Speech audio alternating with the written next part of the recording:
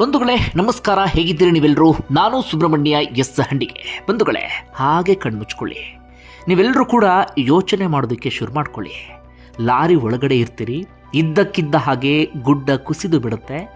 ಆ ಗುಡ್ಡದ ಸಮೇತವಾಗಿ ನೀವಿದ್ದಂಥ ಲಾರಿಯೂ ಕೂಡ ಕೊಚ್ಕೊಂಡು ಹೋಗಿಬಿಡುತ್ತೆ. ಸೀದಾ ನೀರಿನ ಆಳಕ್ಕೆ ಲಾರಿ ಇಳಿಯೋದಕ್ಕೆ ಶುರುವಾಗಿ ಬಿಡುತ್ತೆ. ಸುತ್ತಮುತ್ತ ಎಲ್ಲಿ ನೋಡಿದ್ರೂ ಮಣ್ಣು, ಸುತ್ತಮುತ್ತ ಎಲ್ಲಿ ನೋಡಿದ್ರೂ ಕೂಡ ಕತ್ತಲೆ. ಲಾರಿಯ ಗ್ಲಾಸನ್ನು ಒಡೆದು ಹೊರಗಡೆ ಹೋಗೋದಕ್ಕೆ ಸಾಧ್ಯ ಆಗೋದಿಲ್ಲ. ಹೊರಗಡೆ ಹೋದರೂ ಕೂಡ ಬದುಕುಳಿತೀನಿ ಅನ್ನುವಂಥ ಯಾವುದೇ ಗ್ಯಾರಂಟಿಯೂ ಕೂಡ ಇಲ್ಲ. ಒಳಗಡೆ ಎಲ್ಲಿ ನೋಡಿದರೂ ಕೂಡ ಕತ್ತಲೆಯಂತಹ ಪರಿಸ್ಥಿತಿ. ನಿಧಾನಕ್ಕೆ ಉಸಿರಾಡೋದಕ್ಕೂ ಕೂಡ ಕಷ್ಟ ಆಗೋದಕ್ಕೆ ಶುರುವಾಗುತ್ತೆ. ಹೋಗ್ತಾ ಹೋಗ್ತಾ ಊಟ ಮಾಡಬೇಕು ಅಂದರೂ ಕೂಡ ಊಟಕ್ಕೆ ಯಾವುದೇ ವ್ಯವಸ್ಥೆಯೂ ಕೂಡ ಇರೋದಿಲ್ಲ. ನೀರು ಕುಡಿಬೇಕು ಅಂದರೆ ನೀರಿಗೂ ಕೂಡ ಪರದಾಡುವಂತಹ ಪರಿಸ್ಥಿತಿ. ಸ್ವಲ್ಪ ಹೊತ್ತಿಗೆ ಮುಂಚೆ ಚೆನ್ನಾಗಿದ್ದಂಥ ನೀವು ಒಂದು ಸ್ವಲ್ಪ ಹೊತ್ತು ಆಗ್ತಾ ಇದ್ದ ಹಾಗೆ ಇಂತಹ ಪರಿಸ್ಥಿತಿಗೆ ಸಿಕ್ಕಾಕೊಂಡು ಬಿಡ್ತೀರಿ.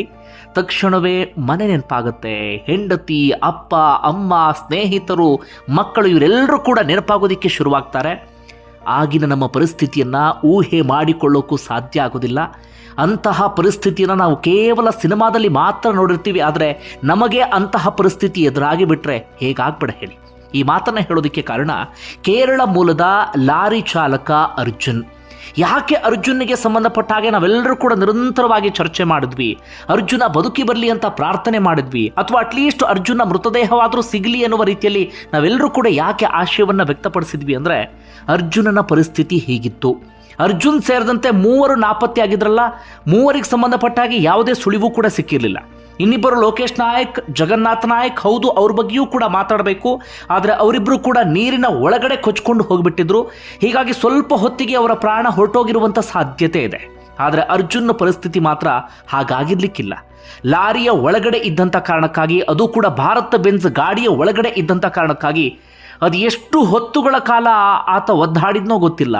ಅದು ಎಷ್ಟು ಹೊತ್ತುಗಳ ಕಾಲ ಆತ ಸಂಕಟವನ್ನು ಅನುಭವಿಸಿದ್ನೋ ಗೊತ್ತಿಲ್ಲ. ನಾವು ಯಾವುದೇ ಕಾರಣಕ್ಕೂ ಅದನ್ನು ಇಮ್ಯಾಜಿನ್ ಮಾಡಿಕೊಳ್ಳೋಕ್ಕೂ ಕೂಡ ಸಾಧ್ಯ ಆಗೋದಿಲ್ಲ. ಆ ಸುತ್ತಮುತ್ತ ಕತ್ತಲೆ, ಎಲ್ಲಿ ನೋಡಿದ್ರು ಮಣ್ಣು, ಉಸಿರಾಡೋ ಕಷ್ಟ, ಊಟ ಇಲ್ಲ, ನೀರಿಲ್ಲ, ಮನೆಯವ್ರು ನೆನಪಾಗ್ತಿದ್ದಾರೆ, ಇಡೀ ಕುಟುಂಬಸ್ಥರು ನೆನಪಾಗ್ತಿದ್ದಾರೆ. ಆದರೆ ಬದುಕಿ ಬರ್ತೀನಿ ಎನ್ನುವಂಥ ಯಾವುದೇ ಗ್ಯಾರಂಟಿಯೂ ಕೂಡ ಇಲ್ಲ. ಅದರಲ್ಲೂ ಕೂಡ ಕೊನೆ ಕ್ಷಣದ ಜೀವನ ಮರಣ ಹೋರಾಟ ಇರುತ್ತಲ್ಲ, ಕ್ಷಣ ಕ್ಷಣವೂ ಕೂಡ ಸತ್ತು ಬದುಕುವಂಥ ಪರಿಸ್ಥಿತಿ ಇರುತ್ತಲ್ಲ, ಅದನ್ನು ಇಮ್ಯಾಜಿನ್ ಮಾಡಿಕೊಳ್ಳೋಕ್ಕೂ ಸಾಧ್ಯ ಆಗೋದಿಲ್ಲ. ಇಂತಹ ಪರಿಸ್ಥಿತಿಯನ್ನು ಆ ಲಾರಿ ಚಾಲಕ ಅರ್ಜುನ್ ಅನುಭವಿಸಿದ್ದ. ಯಾಕೆ ಮತ್ತೊಮ್ಮೆ ಇವತ್ತು ಲಾರಿ ಚಾಲಕ ಅರ್ಜುನನ್ನು ನಿಮಗೆ ನೆನಪಿಸುವಂಥ ಕೆಲಸವನ್ನು ಮಾಡ್ತಿದ್ದೀನಿ ಅಂದರೆ, ಲಾರಿ ಚಾಲಕ ಅರ್ಜುನ್ನ ಮೃತದೇಹ ಬರೋಬ್ಬರಿ 71 ದಿನಗಳ ಬಳಿಕ ಪತ್ತೆಯಾಗಿದೆ. ಆತ ಚಲಾಯಿಸ್ತಾ ಇದ್ದಂಥ ಲಾರಿಯೂ ಕೂಡ ಪತ್ತೆಯಾಗಿದೆ. ಆ ಲಾರಿಯನ್ನು ಗಮನಿಸ್ತಾ ಇದ್ರೆ ಯಾವ ಪರಿಯಾಗಿ ನಜ್ಜುಗುಜ್ಜಾಗಿ ಬಿಟ್ಟಿದೆ ಅಂದರೆ, ಕಂಪ್ಲೀಟ್ ಆ ಲಾರಿಯ ಒಂದು ರೀತಿಯಲ್ಲಿ ಪತ್ತೆ ಹಚ್ಚೋದಕ್ಕೂ ಅಂದರೆ ಗುರ್ತು ಹಿಡಿಯೋದಕ್ಕೂ ಕೂಡ ಕಷ್ಟ ಆಗ್ತಿದೆ. ಅಂತಹ ಪರಿಸ್ಥಿತಿಗೆ ಬಂದು ತಲುಪಿಬಿಟ್ಟಿದೆ. ಅಂದರೆ ಗುಡ್ಡ ಕುಸಿತದ ಆ ಭೀಕರತೆ ಹೇಗಿತ್ತು, ಅದರ ಪರಿಣಾಮ ಹೇಗಿತ್ತು ಅನ್ನೋದು ಬಹಳ ಚೆನ್ನಾಗಿ ನಮ್ಮೆಲ್ಲರಿಗೂ ಕೂಡ ಗೊತ್ತಾಗ್ತಿದೆ. ಓಕೆ, ಏನೆಲ್ಲ ಬೆಳವಣಿಗೆ ಆಗ್ತಾ ಇದೆ ಒಂದಷ್ಟು ವಿಚಾರವನ್ನು ಗಮನಿಸ್ತಾ ಹೋಗೋಣ. ಸಾಕಷ್ಟು ದಿನಗಳ ಕಾಲ ನಾವೆಲ್ಲರೂ ಕೂಡ ಚರ್ಚೆ ಮಾಡಿದಂಥ ವಿಚಾರ, ಆದರೆ ಅದಾದ ಬಳಿಕ ಸ್ವಲ್ಪ ದಿನಗಳ ಕಾಲ ಯಾವುದೇ ಸುದ್ದಿ ಸದ್ದು ಅಂಥದ್ದೇನೂ ಕೂಡ ಇರಲಿಲ್ಲ. ಈಗೇನು ಬೆಳವಣಿಗೆ ಆಗಿದೆ ಅನ್ನೋದನ್ನು ಗಮನಿಸ್ತಾ ಹೋಗೋಣ. ಬಂಧುಗಳೇ, ನಿಮ್ಮೆಲ್ಲರಿಗೂ ಕೂಡ ಗೊತ್ತಿರುವ ಹಾಗೆ ನೀರಿನ ರಭಸ ಜಾಸ್ತಿ ಇದ್ದಂಥ ಕಾರಣಕ್ಕಾಗಿ ಕಾರ್ಯಾಚರಣೆಯನ್ನು ಸ್ಥಗಿತಗೊಳಿಸಲಾಗಿತ್ತು.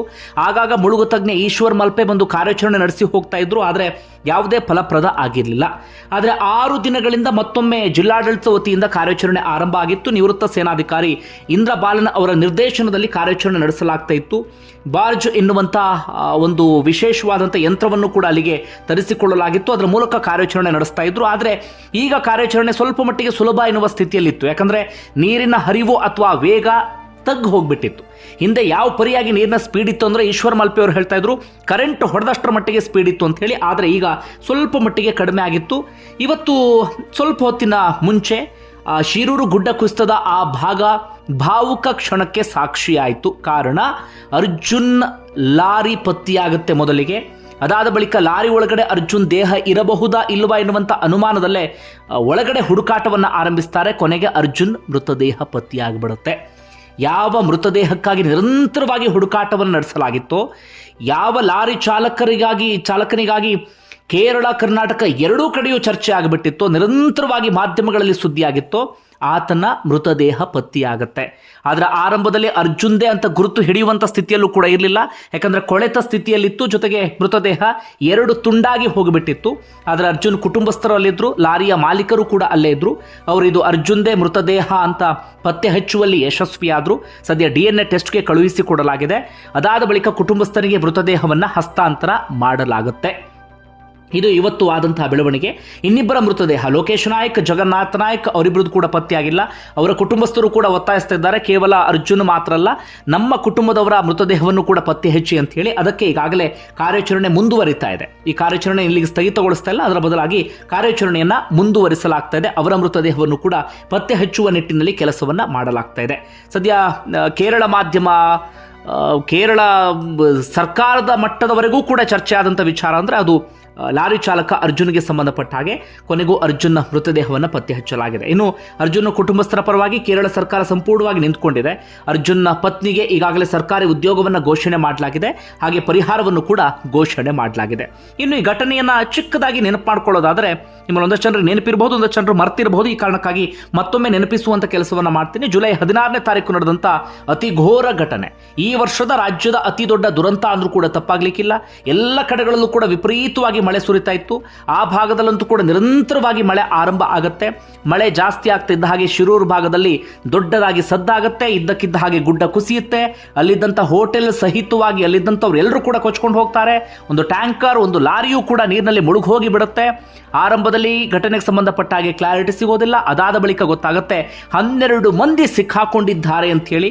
ತಕ್ಷಣವೇ ಕಾರ್ಯಾಚರಣೆ ಆರಂಭ ಆಗುತ್ತೆ. ಆರಂಭದಲ್ಲಿ ಸ್ವಲ್ಪ ಸ್ಲೋ ಆಗುತ್ತೆ, ಕಾರಣ ವಿಪರೀತ ಮಳೆ ಇರುತ್ತೆ, ಅಲ್ಲಿ ಓಡಾಡೋದಕ್ಕೂ ಕೂಡ ಸಾಧ್ಯ ಆಗ್ತಿರೋದಿಲ್ಲ. ಅದಾದ ಬಳಿಕ ಕಾರ್ಯಾಚರಣೆ ಎಲ್ಲವೂ ಕೂಡ ಆರಂಭ ಆಗುತ್ತೆ. ಆ ಹೋಟೆಲ್ ಕುಟುಂಬದವರೆಲ್ಲರೂ ಕೂಡ ಕೊಚ್ಕೊಂಡು ಹೋಗಿರ್ತಾರೆ. ಅವರ ಮೃತದೇಹ ಒಂದೊಂದಾಗಿ ಸಿಗೋದಿಕ್ಕೆ ಶುರುವಾಗುತ್ತೆ. ಟ್ಯಾಂಕರನ್ನು ಮೇಲೆತ್ತುವಂಥ ಕೆಲಸವನ್ನು ಮಾಡಲಾಗುತ್ತೆ.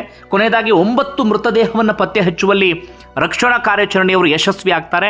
ಆದರೆ 3 ಮೃತದೇಹಕ್ಕೆ ಸಂಬಂಧಪಟ್ಟ ಹಾಗೆ ಅಥವಾ ಜೀವಂತವಾಗಿದ್ದಾರಾ ಅದಕ್ಕೆ ಸಂಬಂಧಪಟ್ಟ ಹಾಗೆ ಯಾವುದೇ ಸುಳಿವು ಕೂಡ ಸಿಗೋದಿಲ್ಲ. ಅದಾದ ಬಳಿಕವೂ ಕೂಡ ಕಾರ್ಯಾಚರಣೆ ನಡೆಯೋದಕ್ಕೆ ಶುರುವಾಗುತ್ತೆ.